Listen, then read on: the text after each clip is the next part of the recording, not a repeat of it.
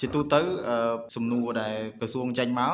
ប្រវត្តិវិទ្យាជានិច្ចកាលគឺសំណួរទី1គឺជាសំណួរដែលស្រួលនៅក្នុងការយកបន្ទុកអាចនិយាយបានថាសឹងតែគាត់ free បន្ទុកឲ្យយើងតែម្ដងអាចប្រឡងវាមានភាពងាយស្រួលបើសិនជាបងប្អូនមិនបានធ្វើសំណួរនៅក្នុងសភៅពុំមិនបានស្រាវជ្រាវសំណួរផ្សេងតាមដែលគេប្រឡងបាក់ឌុបតាមឆ្នាំនីមួយៗទេបងប្អូនមិនអាចដឹងពីរបៀបឆ្លើយបងប្អូនមិនមានការចងចាំទៅលើសំណួរទៅលើចម្លើយផ្សេងនោះទេហើយមួយទៀតសូម